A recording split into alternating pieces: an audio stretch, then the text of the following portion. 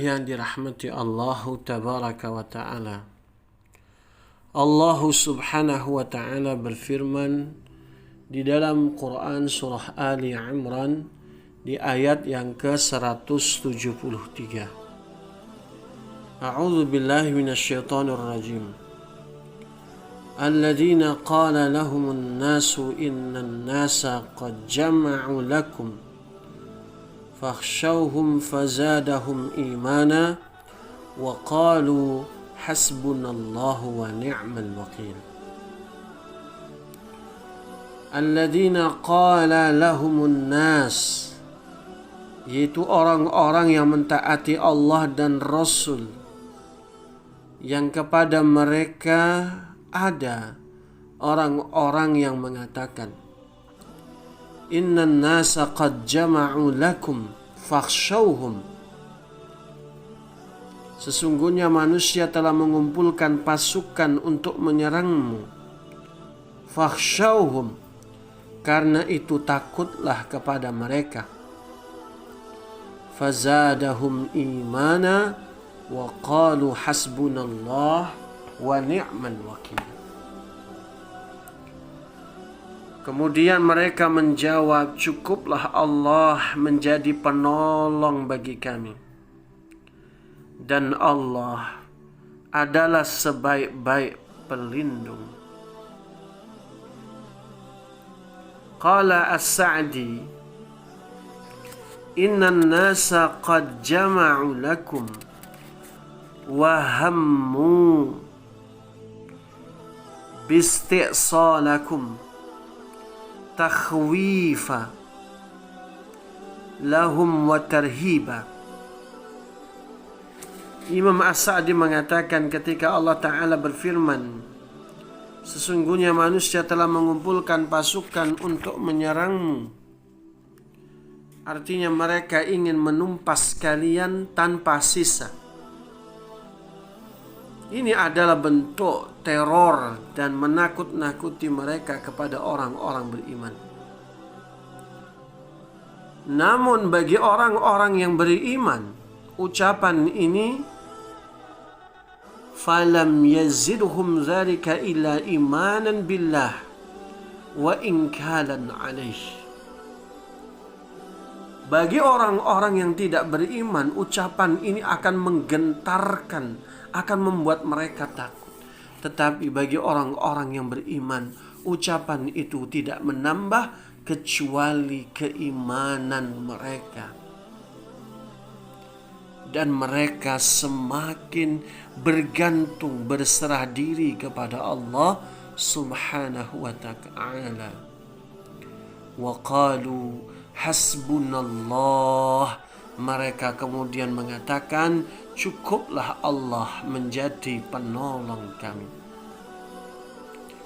Ay kafana kullama ahammana, artinya dia Allah tabaraka wa ta'ala yang menghilangkan segala apa yang kami takutkan.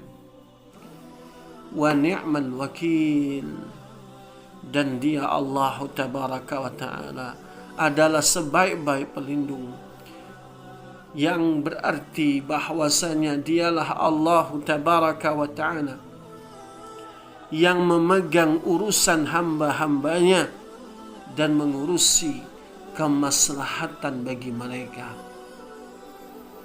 Dan cukuplah Allah tabaraka wa ta'ala yang memegang urusan hamba-hamba, yang pada hakikatnya mereka sendiri tidak mampu menggenggamnya. Tetapi Allah tabaraka wa ta'ala tidak akan pernah zalim kepada hamba-hambanya, apalagi kepada orang-orang yang beriman.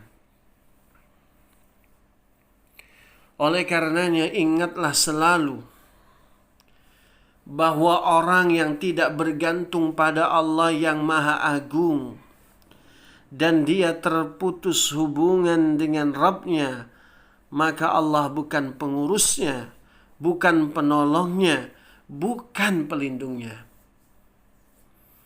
Kita tengok mereka adalah orang-orang yang kafir, mereka yang meniti jalan kemusyrikan, mereka yang meniti jalan kemunafikan, maka mereka tidak punya perlindungan dari Allah, terputus hubungan dengannya, dan Allah bukanlah pengurusnya dan bukan pula pelindungnya.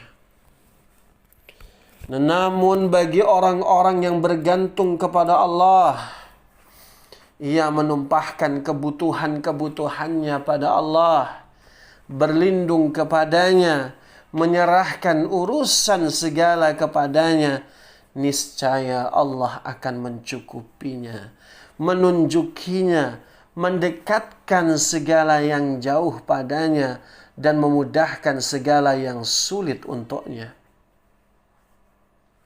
Orang-orang yang bergantung kepada Allah, niscaya Allah akan menjaganya.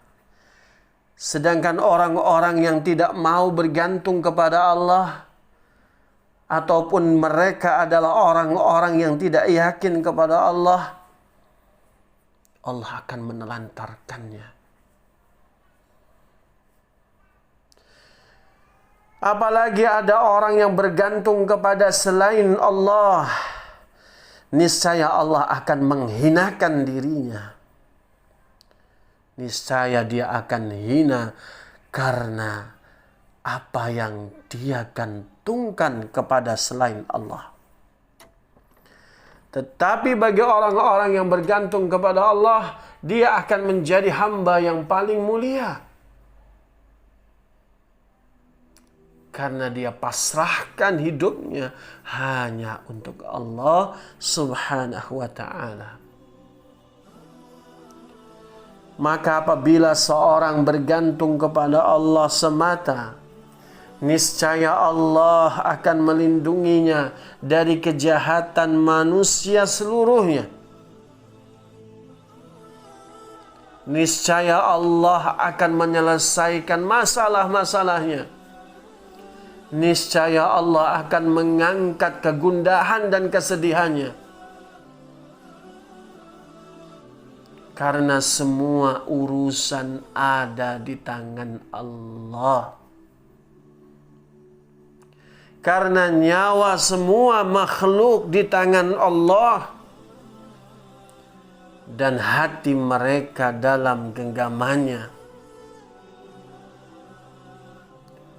Oleh karenanya tidak ada yang terjadi pada diri kita kecuali atas seizin Allah.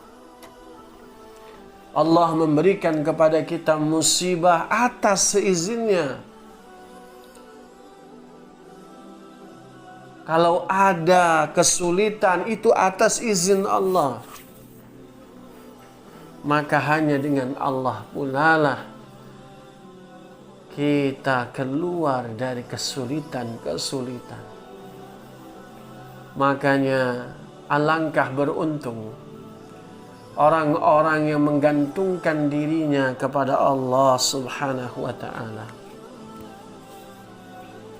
Yaitu mereka adalah orang-orang yang bergantung hanya kepada Allah. Tidaklah ia berada di sore dan pagi hari kecuali hatinya selalu terkait dengan Allah Ta'ala. Ia berdiri karena Allah, duduknya karena Allah, bicaranya karena Allah. Bahkan ia selalu merasa diperhatikan Allah dalam geraknya, diamnya, nafasnya, bahkan bicaranya. Dia merasakan perhatian dari Allah Ta'ala. Allah tidak pergi kemana-mana. Allah amat dekat. Bahkan lebih dekat dari urat leher manusia. Yang ia fokuskan adalah berfikir pada segala sesuatu yang mengandung cinta kepada Allah. Yang dia fikirkan adalah bagaimana merebut cinta Allah. Yang dia lakukan, yang dia pusatkan adalah bagaimana Allah ridha kepadanya. Hingga segala urusannya ia serahkan kepada Allah Ta'ala. maka ketika ia berada pada tingkatan ini, Allah akan muliakan ia. Ketika dia bergantung kepadanya, artinya dia mencintai Allah. Artinya bahwasanya dia ridha kepada Allah Subhanahu wa ta'ala. Dia ridha asalkan Allah ridha. Biarpun banyak masalah yang menimpa dirinya, dia ridha kepada Allah asalkan Allah ridha kepadanya. Disinilah muncul buah daripada nilai-nilai kebergantungan kepada Allah adalah merasakan cinta kepadanya, adalah merasakan dicintai oleh Allah Tabaraka wa ta'ala. Dia merasa dekat dengan Allah Subhanahu wa ta'ala. Bahkan ada seorang ulama yang mengatakan bahwa seseorang yang dia dikatakan beriman, tidaklah dia mencintai Rabbnya kecuali ia merasakan kebergantungan pada Allah dalam segala yang ia lakukan dan ia ucapkan.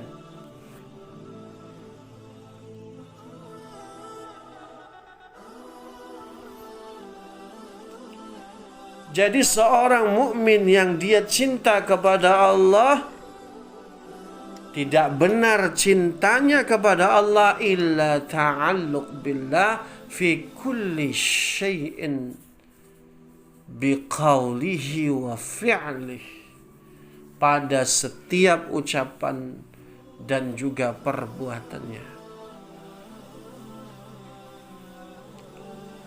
Siapa hatinya yang bergantung pada Allah, maka dia akan menempahkan, mencurahkan segala keperluan-keperluannya kepada Allah. Dia curahkan apa yang menjadi harapannya kepada Allah. Dia berharap kepada Allah Tabaraka wa ta'ala, dan dia hanya berharap pada apa yang di sisi Allah Ta'ala. Dan karena takut pada apa yang ia khawatirkan dan membahayakan dirinya,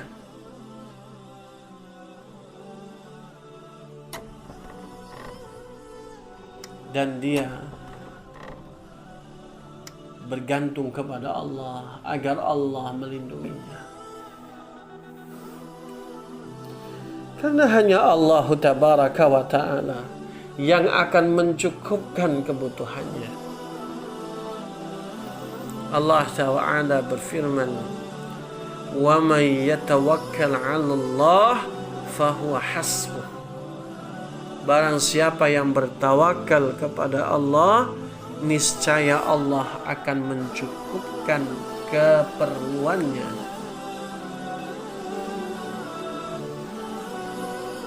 Saudara-saudaraku yang dirahmati Allah, jangan engkau gantungkan hatimu kepada selain Allah.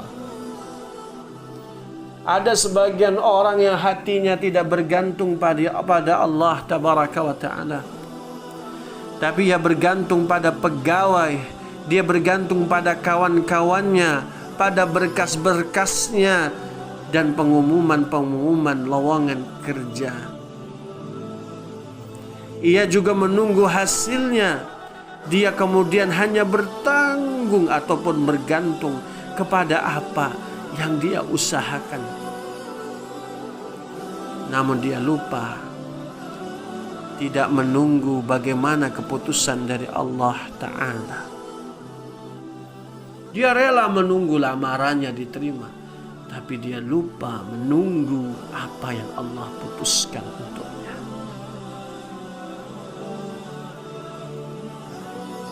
Bagi sebagian orang-orang yang beriman, menunggu keputusan Allah itu adalah bagian daripada kecintaan dan keimanan kepadanya.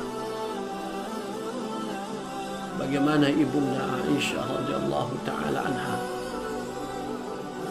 yang difitnah dusta, berzina, dan harus rela menunggu keputusan Allah tabaraka wa ta'ala sampai 1 bulan. Barulah turun ayat yang menjernihkan dirinya. Apakah Allah tabaraka wa ta'ala hanya mampu dalam jangka sebulan menyelesaikan urusan ibunda Aisyah? Tidak sama sekali. Kalau Allah menghendaki, sekilas akan selesai. Tetapi inilah yang namanya tarbiyah, pembinaan dari Allah. Allah menjadikan fitnah ini sampai 1 bulan sebagai tarbiyah, pembinaan bagi Rasulullah sallallahu alaihi wasallam sang suami, dan juga bagi Aisyah radhiyallahu taala anha sebagai yang tertuduh, dan ujian bagi semua umat Islam yang mereka benar-benar beriman pasti akan mendukung Rasulullah dan istrinya. Tetapi ketika mereka ada penyakit di dalam hatinya, maka dia masuk pada barisan orang-orang munafik. Inilah rahasia Allah tabaraka wa ta'ala memberikan keputusan setelah 1 bulan. Seorang Nabi Muhammad sallallahu alaihi wasallam saja harus menunggu berbulan-bulan untuk menunggu keputusan dari Allah. Bagaimana kita sebagai manusia biasa tidak siap menunggunya? Ya Allah, siapa kita? Nabi yang mulia saja harus menunggu keputusan dari Allah tabaraka wa ta'ala. Kita yang tidak maksum dan berlumur dosa, terlalu banyak durhaka, menuntut Allah sesuai dengan apa yang kita harapkan. Sungguh ini adalah sesuatu yang tidak layak. Sementara ada sebagian orang lain yang mengesampingkan usaha-usaha, ia tidak menempuh sebab-sebab sama sekali, di mana sebab yang paling besar adalah tatkala dia bergantung kepada Allah. Dia melupakan sebab-sebab kauniyah dan dia lupa pada sebab-sebab syar'inya, yaitu bergantung kepada Allah subhanahu wa ta'ala. Suatu ketika Abu Ubaidah berkirim surat kepada Umar ibn Khattab dalam sebuah peristiwa perang Yarmuk untuk meminta bantuan pasukan dalam menghadapi pasukan kafir. Ia memberitahukan bahwa pasukan muslimin tengah bertemu pasukan musuh yang sangat besar.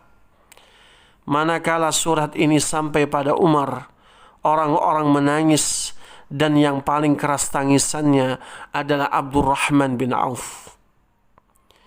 Ia memberi saran kepada Umar agar berangkat bersama kaum muslimin. Namun Umar berpendapat hal itu tidak mungkin dilakukan. Lantas ia membalas surat Abu Ubaidah. Dia berkata, seberat apapun musibah yang menimpa seorang muslim, lantas ia memasrahkan bergantung pada Allah, pasti Allah memberinya pemecahan dan jalan keluar. Bila suratku ini sampai padamu, minta tolong pada Allah dan perangilah mereka. Sikap Umar ini awalnya dianggap oleh banyak orang sebagai tindakan bunuh diri dan memancing kekalahan yang tak terelakkan. Namun Umar yakin bahwa pertolongan itu datangnya dari Allah. Juga karena hatinya bergantung pada Allah, ia tidak terbiasa selain meminta pada Allah dan bergantung padanya semata, disertai menempuh upaya yang mungkin dilakukan. Dalam kondisi genting seperti itu, ia tidak lupa pada hakikat yang telah terdidik di atasnya.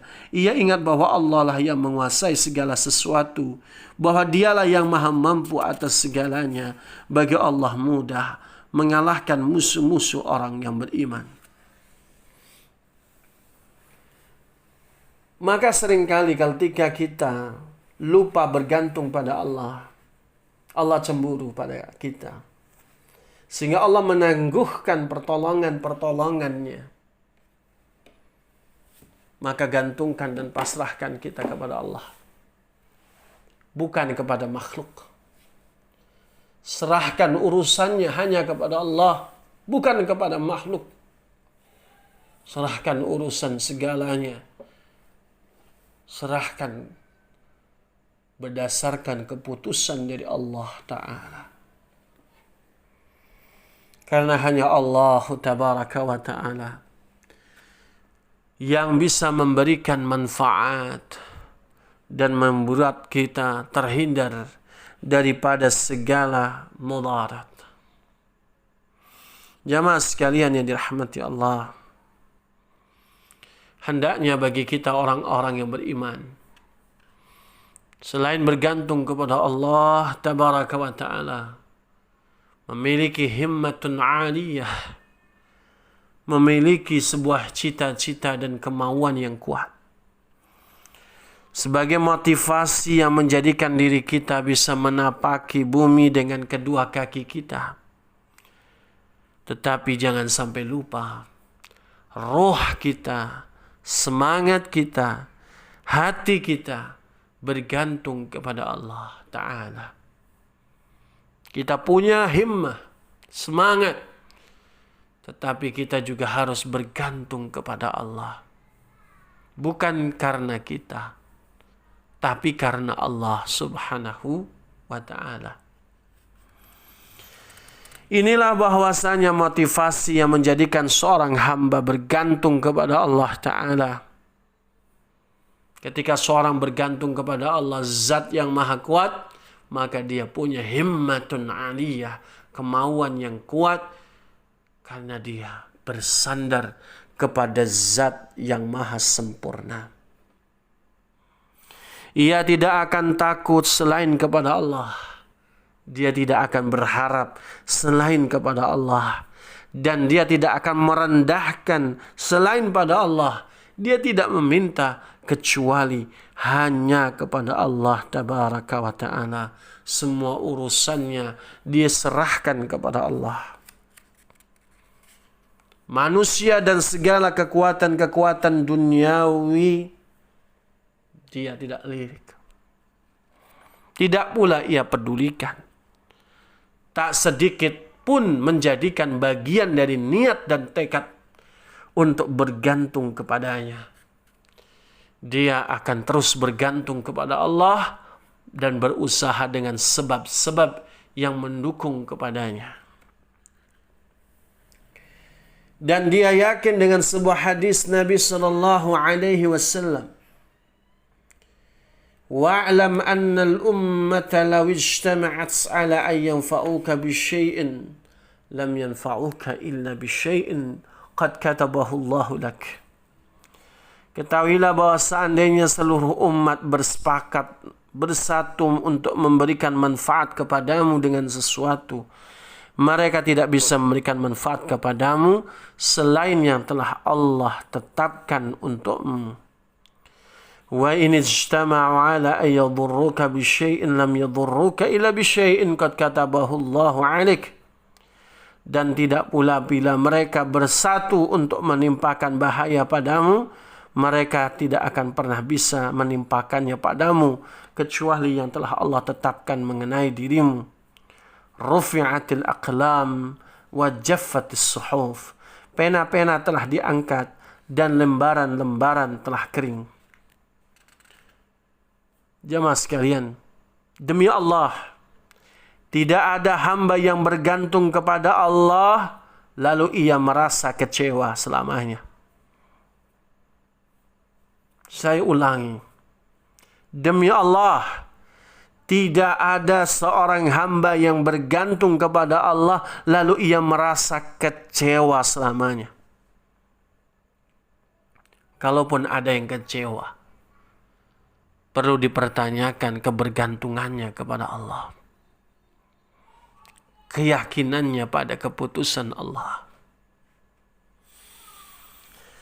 Dan tidak ada seorang manusia yang Allah berikan ilham untuk berdoa kepadanya dalam satu kesulitan, kecuali ia beruntung dan doanya diijabahi. Ketika dia memenuhi sebab-sebab dan syarat-syaratnya, maka Allah Ta'ala akan mengabulkannya. Namun, segala daya upaya yang kita kerahkan dari sisi manusia, betapapun canggihnya, betapapun hebatnya, tetap bukanlah faktor utama. Yang menjadikan faktor utama adalah karena Allah berkenan menolong kita. Maka oleh karenanya, marilah kita bergantung kepada Allah semata. Jangan kepada selainnya. Tundukkan hati kita. Perdalam makna sujud kita. Rukuk kita. Resapi dalam setiap kalimah doa pada rukuk dan sujud kita. Di sana ada kebergantungan kepada Allah. Hanya Allah yang mampu memberikan kebajikan kepada kita. Dan hanya Allah yang mampu menghilangkan kesedihan dan madarat dari kita. Serahkan dan pasrahkan diri kita kepada Allah setulus-tulusnya. Allah akan menerima kita dan membuat hati kita lapang, bahagia bersama Allah Ta'ala. Aqulu qouli hadza astaghfirullah li wa lakum. Wallahu a'lamu bis-shawab. Wassalamu alaikum warahmatullahi wabarakatuh.